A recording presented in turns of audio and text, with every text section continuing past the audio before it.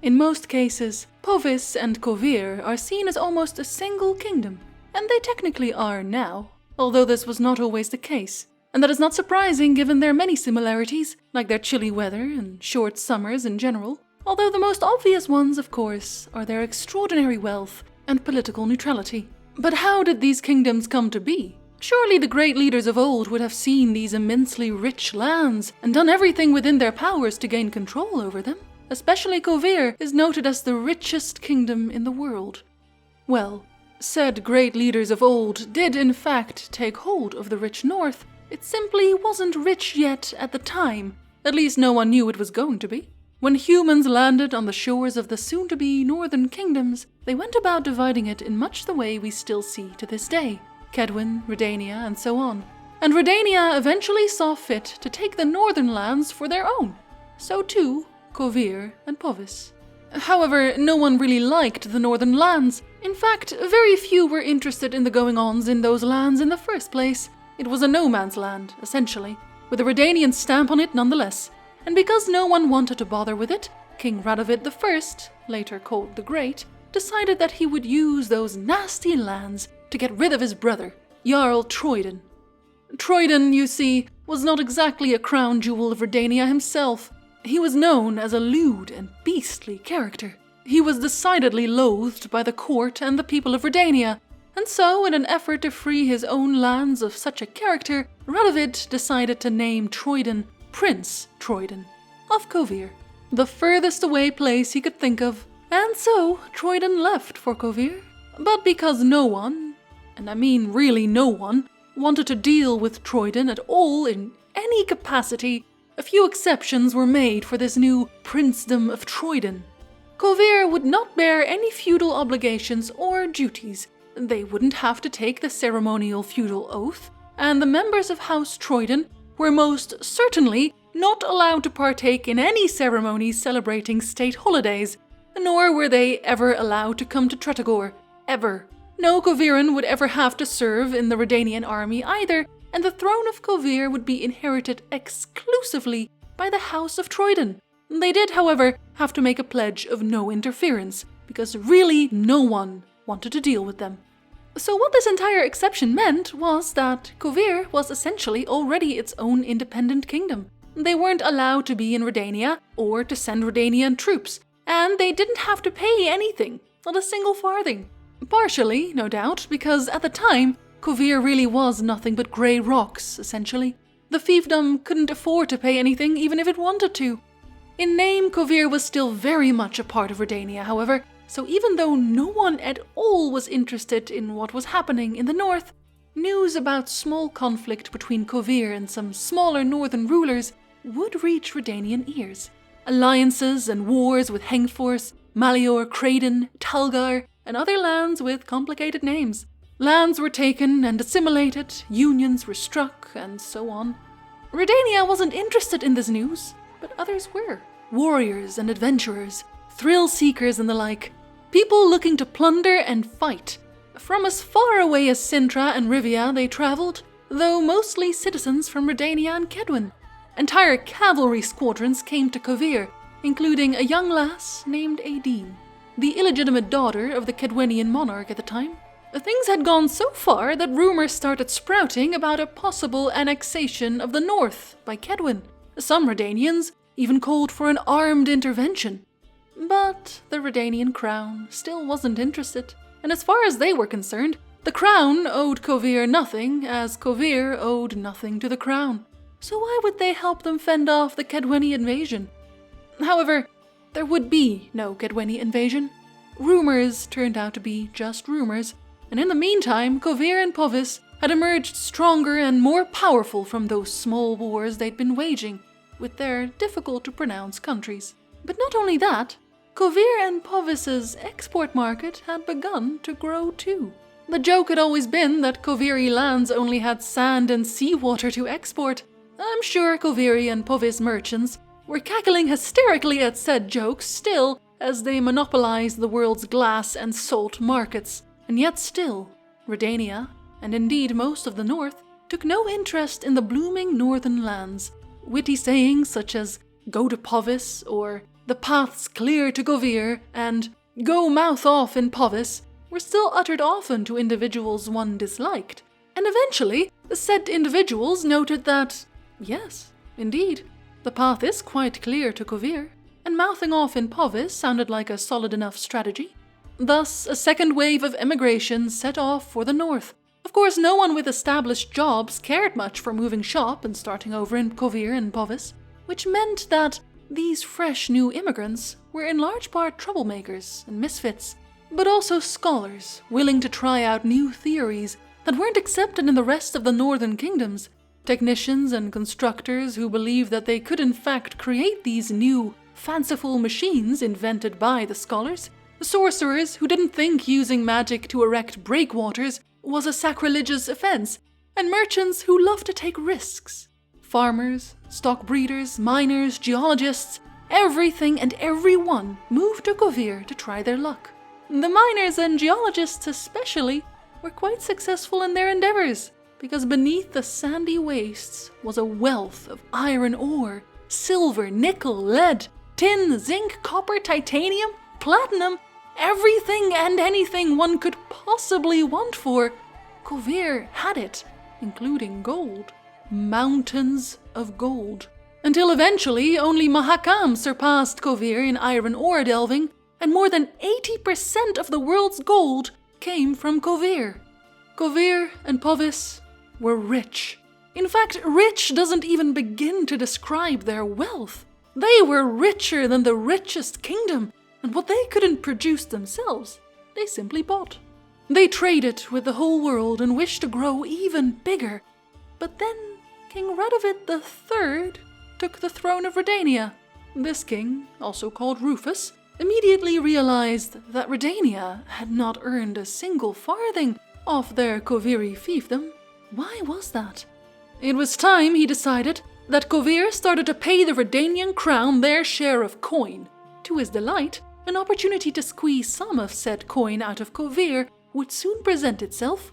Redania had a border dispute with Aedirn, as usual concerning the Pontar Valley. Rufus ordered his kingdom to take up arms and began to prepare for battle, and of course, war means war taxing.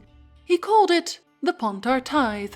Every single subject and vassal was to pay it, without exception, Kovir included, and 10% of Kovir's income was certainly something. Rufus thought himself quite clever, no doubt, at least until he sent emissaries to Pont Vanis, the summer capital of Kovir. They imagined it would be a small town with a wooden palisade. However, that was of course no longer the case. Pont Vanis was a spectacular city now, and its ruler, King Jedovias of Kovir, did not intend to bow to anyone. He sent the King of Redania the following message, as conveyed by the emissaries. The kingdom of Kovir is no one's vassal. Redania's petitions and claims are groundless and based on the dead letter of a law which never had any force. The kings of Redania have never been the overlords of Kovir, for the rulers of Kovir, as can easily be checked in the annals, have never paid Redania tribute, have never carried out military servitude, and, most importantly, have never been invited to celebrations of state holidays, or any others. Therefore, the king of Kovir informed the emissaries, with regret, that he could not recognize King Radovid as his seigneur or suzerain, much less pay him a tithe, nor could any of the Koviran vassals or arriere vassals, which were subject exclusively to the Koviran suzerainty.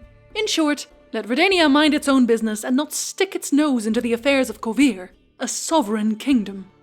Rufus was furious.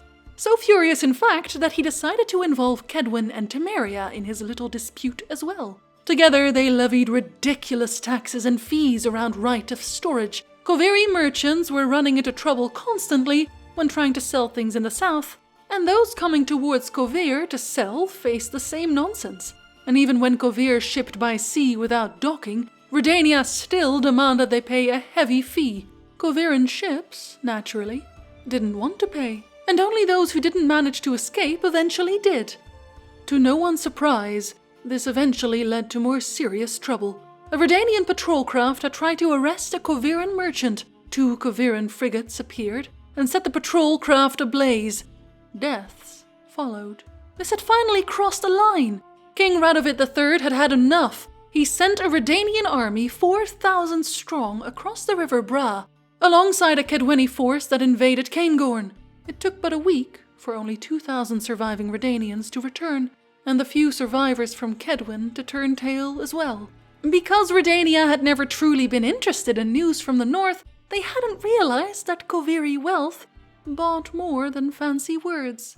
Kovir's permanent army consisted of 25,000 professionals, seasoned by combat and banditry, as well as mercenaries drafted from the far corners of the world, unreservedly loyal to the Koviran crown for their exceptionally generous bonuses paid out after every victorious battle. And they were led into battle by very experienced commanders who used to serve in the Redanian and Kedweni armies, until they very suddenly retired to go abroad.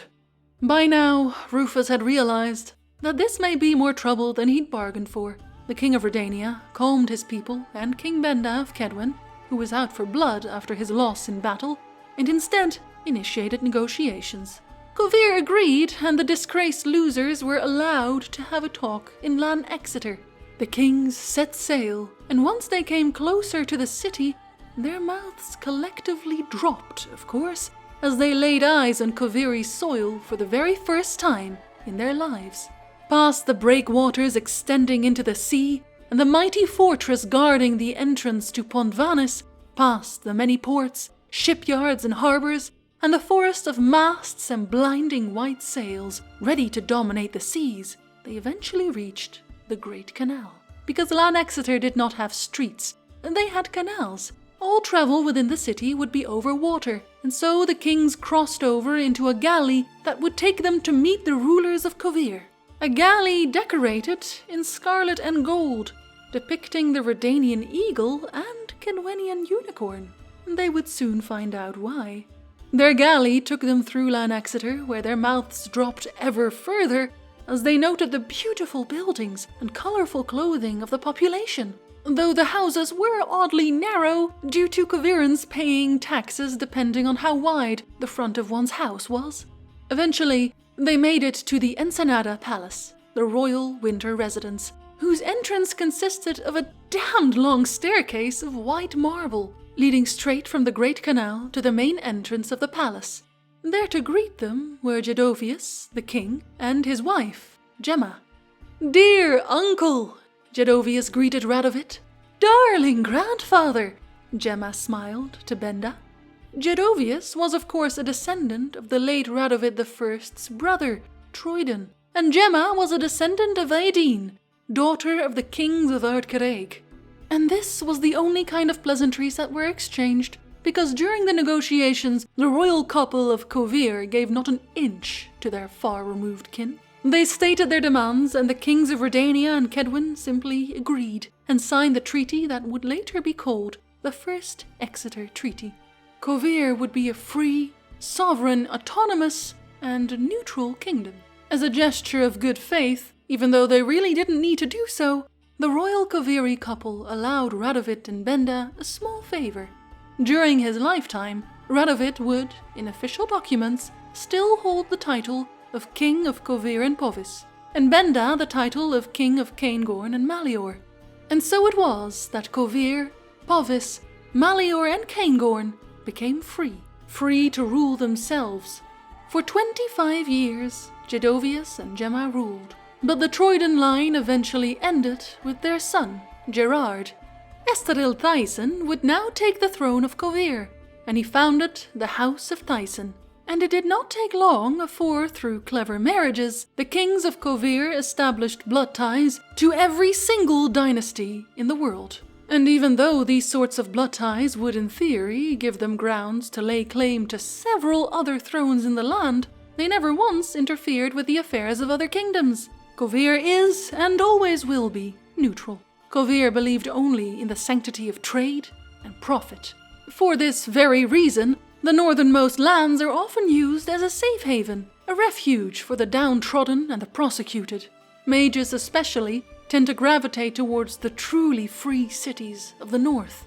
They even had their very own druidic circle, where they once sheltered none other than Vilgefortz of Roggeveen. But not only they. For once you'd made your fortune in life and chose to retire, one would often choose to retire in Kovir, especially when one was very rich. It helped, of course, that Kovir was in a pact of neutrality with Nilfgaard as well, as signed by Estadil Thyssen and Imperator Fergus va Emrys. Alas, peace is a fragile thing, and as the North had warred before, so it would again. Estadil's son, Baldwin, would soon lose control over Poviss entirely, whereas self-proclaimed King Rid began his rule. Around this same time, a revolt broke out in Kovir, and a man named Markgraf Idi managed to remove Baldwin from the Koviri throne, and Baldwin, soon after, died of a brain hemorrhage. As a result, the future king of Kovir, Estadath Tyson, spent his youth in exile in Tulgar. All the while learning and planning, Estadath slowly started to gather forces and supporters. Pacts and alliances were forged until eventually they were ready to strike. During what would become known as the Night of Knives and Torches, both Idi and Rid were murdered and the Koviri crown was placed firmly upon a Thyssen head once more. During his exile, Estadath, now king of Kovir, Poviss, Narok, Velhad and Talgar, had already found his queen, Zuleika, and they had 3 children together, Godamunda, Heloisa and Tancred. And so, Kovir continued to plan dynastic unions, striking trade deals, and most of all, staying neutral and very rich. Eventually, during the Second Northern Nilfgaardian War, Kovir was dragged in whether it wanted to or not. Nilfgaard was advancing quickly and the North was losing the fight on all fronts. Ironically, given their history, Dijkstra of Redania, the spymaster, soon came knocking to ask Kovir for aid in the battle, noting that Nilfgaard would not care to respect a neutrality pact once the rest of the North had been beaten. Estadath was no fool, of course, and while he realized full well that Dijkstra was right, Kovir was, and always would be, neutral. He declared this loudly and eloquently in the halls of his palace in front of his giant magical map that showed the goings-on in the entire world, just in case Nilfgaardian spies were listening in, which they no doubt were. He had to devise a plan as such. The North needed Koviran gold and Estadath needed a way to give it to them without breaking the pact of neutrality. And with a little bit of help from his loving wife, or in fact the Lodge, who had told Zuleika what to tell the king, he found a way.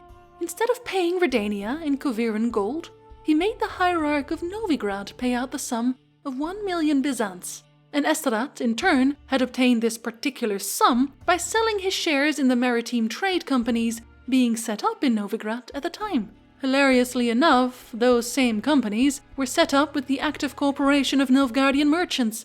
Thus, it appeared that Nilfgaard itself, to some degree, had financed the fielding of the Redanian army that would eventually defeat them. Not only that, but Estadath also released over 3,000 people from prisons and the like.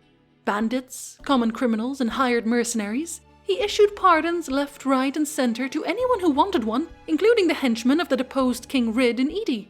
Those criminals would later bond together and formed a condottieri, mercenaries and war heroes of the Battle of Brenna, with fabled names among them. Without Kovir and both their coin and their people, the North would have lost the Second War, and Nilfgaardian would now be considered the common tongue in Redania. Alas, Estadath's reign was not meant to be lived out in peace. Assassins were eventually sent after him and his queen, and on the steps of his great palace, he shielded Zuleika with his body. Not running, not fighting, protecting only her, and once help arrived, Zuleika had not a scratch, although Estadath could not be saved. How long the Thyssen line would yet last, none could tell. Tancred was not a very good candidate for the throne in his youth, but one might hope he's changed. He is at the very least exceptionally supportive of mages, hoping to revive the conclave and council, which is odd given his father's distrust of them. Regardless, Kovir will seemingly always be a safe haven for mages the world over, making great mountains of gold, sailing the free, open seas, and remaining absolutely and unswervingly neutral.